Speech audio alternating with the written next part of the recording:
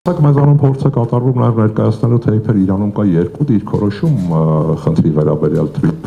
կոչեցյալի վերաբերյալ, իդեպ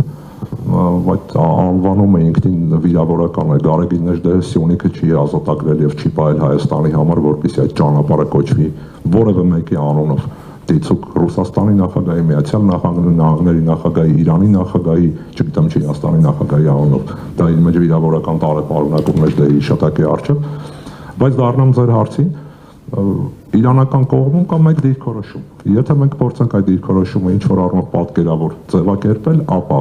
իրանական կողմը հստակորեն հայտարարում է, որ իրենք վստահում են Հայաստանին, բայց իրենք չեն վստահում Միացյալ Նահանգներին։ Իսկ մենք գիտենք, որ գործընթացը երկկողմ է, ավելի ճիշտ ոչ թե երկկողմ է, այլ առյուծի բաժնով կապված է Միացյալ Նահանգների հետ, այդ մասնաբաժինները դրա խոսուն ապացույցն են։ Հետևաբար այստեղ իրանական կողմում դիվանագիտական ձևակերպումներում նույնիսկ ես չեմ կարծում, թե շատ մեղմություն կա, եթե հայտարարվում է, որ անհանգստություններ կան կապված այդ ճանապարհի հետ, եւ ըստ էության ես կարծում եմ նույնիսկ Հայաստանում նրանք, որոնք որոշումներ են կայացնում, իրենք էլ լավ չեն պատկերացնում ինչ է լինելու այդ տրիպ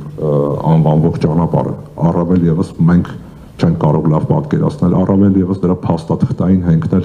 շատ տարօրինակ ձևակերպումներով է սկսվում ստորագրվածը կամ չգիտեմ այս հայտարարությունը կամ կոնկրետ փաստաթուղթը չունի իրավական ուժ կողմերի համար, այսինքն ըստ էության սահմանվում են ինչ-որ շրջանակներ, հետևաբար իրանական կողմն չի կարող լավ հասկանալ, թե ինչ գործընթացի հետ իրենք կարող են առերեսվել այս հանգամանքը հաշվի առնելով։ Հարաբերությունների համատեքստում, հայ-իրանական հարաբերությունների համատեքստում անկեղծությունը շատ կարևոր հանգամանք է։ Եթե ներերկրային, չգիտեմ, ներհայաստանյան զարգացումներում կարելի է մանիպուլյացիաներով ինչ-որ խնդիրներ լուծել, այն էլ կարճաժամկետ, ապա միջպետական հարաբերություններում դա ոչ միայն չի աշխատելու, այլ նաև խիստ վտանգավոր է եւ խիստ ռիսկայնություն ունեցող հանգամանք է։ Հետևաբար կարծում եմ իրանական կողմի հետ պետք է խոսել անկեղծ եւ ներկայացնել անկեղծ իրավիճակը, եթե այդ իրավիճակի հեռանկարը հասկանալի է նաև այն մարդկանց համար, որոնք պետք է իրականացնեն այդ գործընթացը, ես կարծում եմ, որ իրենց համար էլ հասկանալի չէ, համենայն դեպս մեզ որևէ մեկը հասկանալի կերպով չի բացատրում դա։ Բաքվի բռնապետը հստակորեն հայտարարում է, որ այդ ճանապարհը միտված է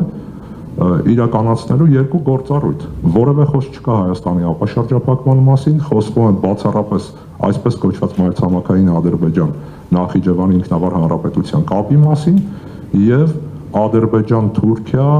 մի կողմից դեպի արևմուտք կապի մասին եւ Ադրբեջան-Կենտրոնական Ասիա մյուս կողմից դեպի արևելք կապի մասին։ Որևէ խոսք չկա այն մասին, որ այդ երկաթուղագից այդ ճանապարհը շարունակվելու է դեպի Հայաստան, ընդհակառակը տեղի են ունենում տարբեր մեղմ ասած անհասկանալի գործընթացներ, երբ նաև գործընթացի մեջ փորձ է կատարվում ներգրավել Ղազախստանին, ինչը ըստ էության ցույց է տալիս, որ մենք գործ ունենք թուրանական ճակերտավոր աշխարհին Հայաստանի ինկորպորացիայի փորձի հետ, Հայաստանը սերտաճեցնելու այդ աշխարհի հետ, որը չեմ կարծում, թե մեր երազանքն է մեղմ ասած, եթե չասեմ մեզ համար հսկայական ռիսկեր է պարունակում։